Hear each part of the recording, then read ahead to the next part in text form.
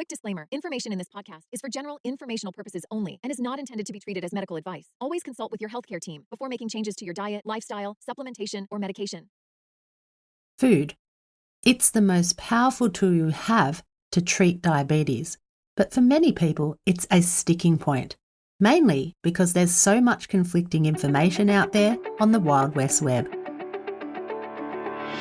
Welcome to Type 2 Diabetes Talk, the place where we chat about what really works to treat type 2 diabetes and prediabetes naturally with nutrition and lifestyle. If you're looking to optimize blood sugar and A1C, lose weight, reduce medications, and improve your overall health, this is the place to be. Now, here's your host, Type 2 Diabetes Nutrition Specialist, Dr. Jedha. Hello, wonderful people. Dr. Jedha here, and thanks for joining me for episode 121, a Q&A podcast answering your questions. And today, we're focusing specifically on some food questions. Food is the most powerful tool you have to treat diabetes, but for many people, it's such a confusing topic and a sticky point, mainly because there is really so much conflicting information all across the Wild West Web. Many people follow outdated advice and are given the wrong advice, even from health practitioners. They read about a food and think it's okay to eat, only to find out it's spiking their blood sugar. And there is a lot of bad advice provided in articles all across the Wild West Web, on YouTube, across social media, and even when you ask AI. Much of the time, you're going to get generic advice that can do you more harm than good. With over a decade of experience, I've seen it all. Today, we're covering only a small snapshot of questions, but if you have a question yourself, please send it in. Head to type2diabetestalk.com/message to send an email or voice message so we can cover it in a future Q&A. For now, let's get to our first question of the day. Karen asked, carbs versus glycemic index. What is the difference between the two measures and which measure is more important? This is a great question. In diabetes, people often talk about eating low glycemic index or low GI and how that's better for blood sugar. Then they talk about carbohydrates and how they influence blood sugar. So it's no wonder this is a common point of confusion. But here's a simple explanation. Glycemic index, GI, measures how quickly a food raises blood sugar. The carbohydrate amount measures how much glucose enters the bloodstream. So you've got the GI is how quickly, the carbohydrate, how much. So a food can have a high GI but very little carbohydrate, so the total impact may be small. Or a low to moderate GI, but it might have a large amount of carbohydrate, which can raise glucose much more. And this can be a real point of confusion that can leave a lot of people with their blood sugar spiking. So let's look at a couple of examples. Beets or pumpkin have a higher GI of around 65, but they are relatively low in carbs. For a 3.5 ounce or 100 gram serve of beets, we're looking at around 10 grams carbs. For pumpkin, between 5 to 8 grams, depending on the type. So that's not a lot of carbohydrate. Some pasta can have a low GI of around 50 and a lower GI than many people expect. Yet a 1 cup portion may contain 40 to 45 grams of carbohydrate or more. So despite a potentially lower GI, pasta usually has a much larger impact on blood sugar than beets or pumpkin because of the amount of carbohydrate. For blood sugar management, the total carbohydrate load of the meal usually matters more than how fast it enters the bloodstream. How much matters more than how fast. That's why we prioritize carb quantity first. GI can still be useful, but it's a secondary consideration. A lower carb food will almost always have a smaller glucose effect than a higher carb food, even if the GI differs. So this is one really important area to understand because the term low glycemic is thrown around a lot in diabetes management, but just because a food is low glycemic or low GI doesn't mean it's a diabetic-friendly food. Pat asked, if I swap my full-fat Greek yogurt, which I hate the taste of, to fresh cream, is that okay for pre-diabetes? From a blood sugar perspective, fresh cream is actually very low in carbohydrate. That means cream has very little effect on blood glucose. The thing that gets a lot of people stuck when it comes to dairy products is their fat content and the ongoing outdated myth that eating saturated fat raises cholesterol levels. We have ample research to show that dairy products are nutrient-dense foods that contribute to better health, including full-fat options. So when included in a balanced nutrition plan, cream is perfectly reasonable to include and enjoy. Judith asked, can diabetics eat honey? This is one of those questions where there's a lot of confusion, so it's worth being very clear. Honey is still sugar. It's often seen as more natural, but from a blood sugar perspective, honey is made up of glucose and fructose, the same types of sugars found in table sugar. A tablespoon of honey contains around 17 grams of carbohydrate, and most of that will raise blood glucose because it is pure sugar. So yes, someone with diabetes can technically eat sugar, but it will raise blood sugar, often quite quickly in most people. So there are two key points to understand. First, honey doesn't get a free pass because it's natural. It behaves very similarly to sugar in the body. Second, portion matters. A small amount, for example a teaspoon, may be manageable for some people, especially if it's eaten as part of a meal with protein and fat, but larger amounts are very likely to cause a noticeable spike. So the practical way to think about this is honey is a high carbohydrate food. It will raise blood sugar. It should be used sparingly, if at all. For many people trying to lower A1C or improve blood sugar control, reducing or avoiding honey altogether is often the more effective approach. So the short answer is we don't recommend eating honey, but if you choose to, you can eat it. Just know that it acts like sugar in the body, and that's something to be very mindful of, so you need to watch portions closely. Our next question comes from Jen, who said, I have an actual sugar addiction and I've been diabetic since November 2015. I struggle with ways to eat that my stomach and taste buds will accept. I always was a meat and potatoes kind of girl. I don't know how to change my diet properly where my food is actually tasty to me and also good for me. I try really hard, but I just always fall back into my eating habits and it's hard to keep control of my sugar intake. Well, Jen, this is such an honest question and a very common experience too. Sugar addiction is real for many people. So what you're describing certainly isn't a lack of willpower.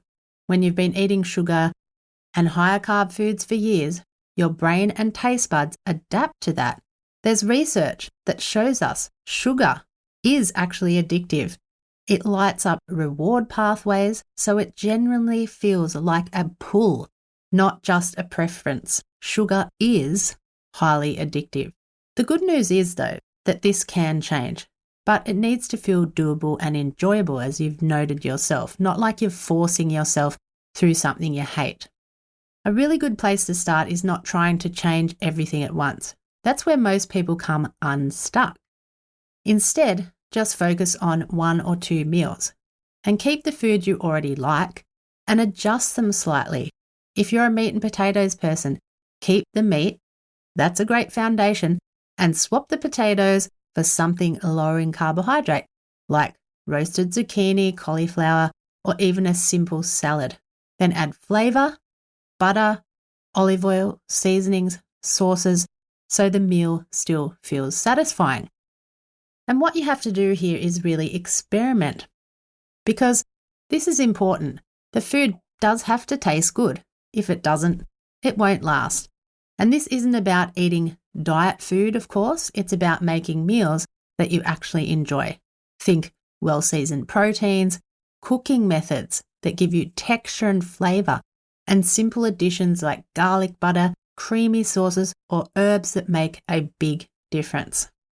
Now, one thing to expect, and this often helps people push through, is that there is usually a bit of a transition phase.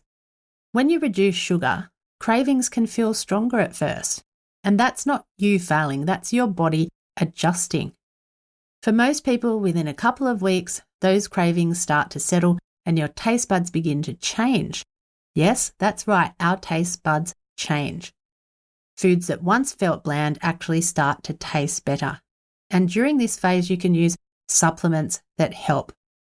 One key supplement is Gymnema sylvestre tincture. I'll leave info in the show notes for anyone who wants to learn about it and how to use it, because it is really effective for tackling sugar cravings. Another thing that makes a big difference to getting past the cravings and addiction is making sure you're eating enough at meals. If you're not full, if your meals aren't satisfying, it becomes very hard to resist sugar. So include good sources of protein and don't be afraid of adding healthy fats. Avocado, mayonnaise, stuff that's really tasty. That's what really helps you feel full and steady.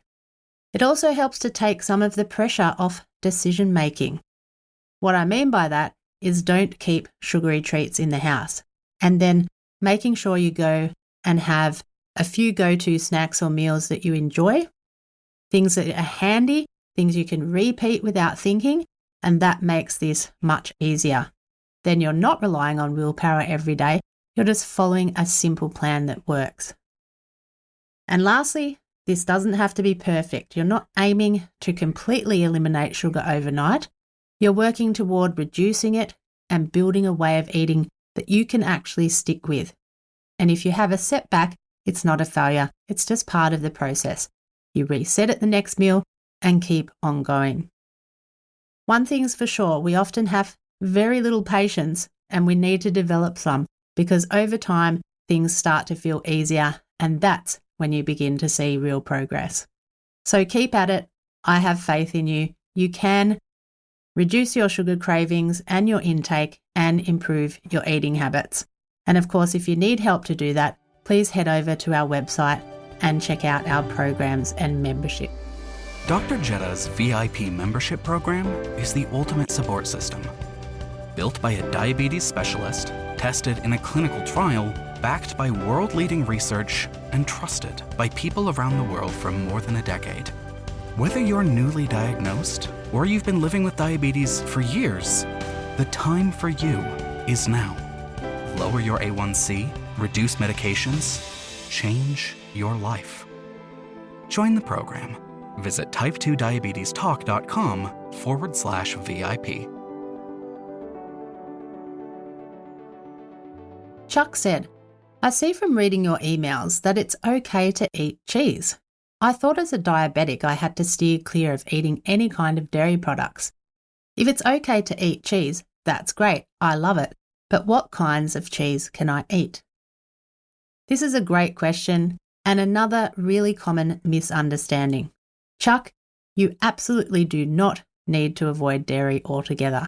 And yes, cheese can be a very good option. Most cheeses are very low in carbohydrate, which means they have very little, if any, impact on blood sugar. And that's the key reason they fit well into your eating approach. Plus, there's ample research now that shows dairy products are either neutral or protective for diabetes health. They do not cause heart disease, raise cholesterol, make you fat, or the various other myths we've been told over the years. Dairy products, including cheese, are nutrient-dense, healthy foods. So the types of cheese that work best are the more natural, less processed varieties. Think cheddar, mozzarella, Swiss, Gouda, Parmesan, Brie and Camembert, cream cheese. delicious, then these are all naturally low in carbohydrate and generally well tolerated from a blood sugar perspective. Where you want to be a bit more cautious is with processed cheese slices, cheese spreads with added ingredients, or flavoured or sweetened dairy products. These can sometimes contain added starches or sugars. But overall, yes, cheese is absolutely okay to eat. If you enjoy cheese, it can definitely be included, and for many people, it makes diabetic healthy eating much more enjoyable and sustainable. Ravi said, I have just been diagnosed with type 2 diabetes, and after reading a bit, I feel daunted. It seems we're left with no option but to eat nothing but graze on grass. Ravi, that feeling is very real, and a lot of people think exactly the same thing when they're first diagnosed. It can seem like everything you enjoy has suddenly been taken away, and you're left with bland, boring food. But the truth is that's not what this needs to look like at all.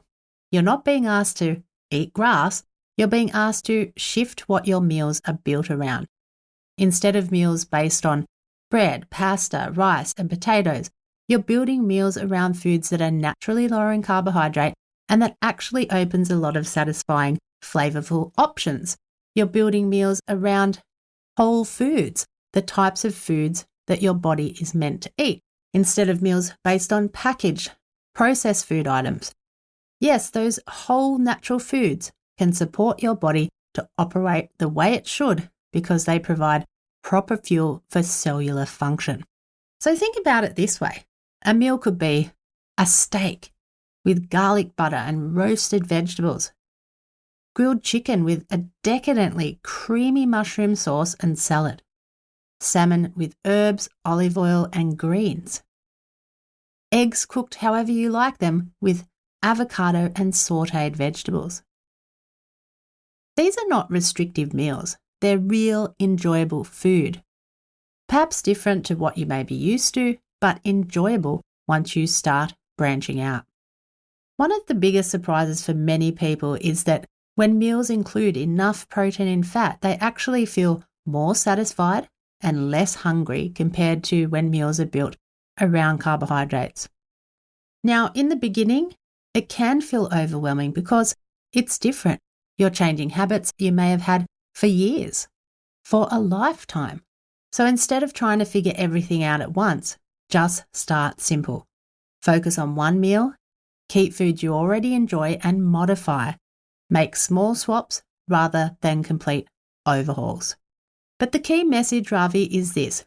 You're not going to be left with grazing grass. You're not losing food.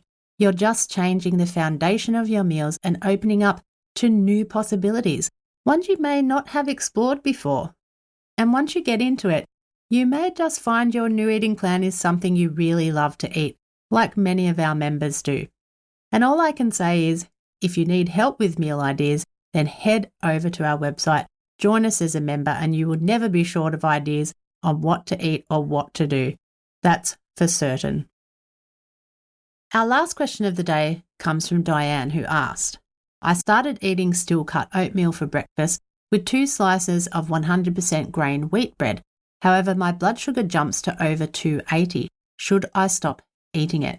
For our metric listeners, I just want to clarify that that's a jump to around 15.6 millimoles per litre. So Diane, this is actually a very clear signal from your body. A blood sugar reading over 280 or 15.6 after a meal is a significant spike. That tells us that this particular breakfast is not right for your body, and it comes down to one thing. There's simply too much carbohydrate in those foods for your body to handle, and there's not enough protein, fat and fibre to balance that out. So even though still-cut oats and whole grain bread are often promoted as healthy, they are still carbohydrate-rich foods. And when you combine oats plus 2 slices of breads, you're getting a super large carbohydrate load in one meal. And that's what's driving that significant spike after a meal. So the honest answer is this breakfast is not working for your blood sugar, and it would be a good idea to stop it. Your glucose meter is giving you that direct feedback. That meal contains too much carbohydrate, very little protein, only a small amount of fiber and no healthy fat. So it's not a balanced breakfast or a breakfast that promotes stable blood sugar. Those are the key points. And this is a really important lesson because your glucose meter is giving you that personalized feedback. So don't ignore it. It's showing you what your body can and can't tolerate. If your blood sugar is jumping to 280 or 15.6, you know what you ate is certainly not working for you, so you need to make some adjustments. A better approach is to shift breakfast toward foods that are higher in protein. Starting the day with protein helps to stabilise your appetite and stabilise blood sugar more for the entire day. So for example, eggs cooked however you like them, eggs with avocado, some leftovers from dinner like chicken or salmon with vegetables, some Greek yogurt with nuts and a small portion of berries, a protein-rich smoothie or a nut-based muesli. These types of meals won't spike blood sugar this high. So you need to focus on eating foods that prevent huge spikes and that help to keep blood sugar stable. If you need help with that, head to our website and join us as a member. We provide weekly meal plans to our members and have over 1,500 recipes and meals available, which we're adding to all the time. And that's just one of the benefits of being a member with us because, of course, we help people eat to treat their diabetes and we're focused on getting results. And we're also proud that many of our members have got some amazing results, as you've heard in previous podcast episodes. Well, wonderful people, that's all our questions for today. If you have a question, please head to type2diabetestalk.com/message to send an email or voice message. And remember this, food has the power to heal. So choose fresh, natural whole foods each and every day to support your body to function at its best. Take care of you. Dr. Jedha, over and out. Thanks for tuning in to Type 2 Diabetes Talk. Please subscribe to the show on your favorite podcast platform.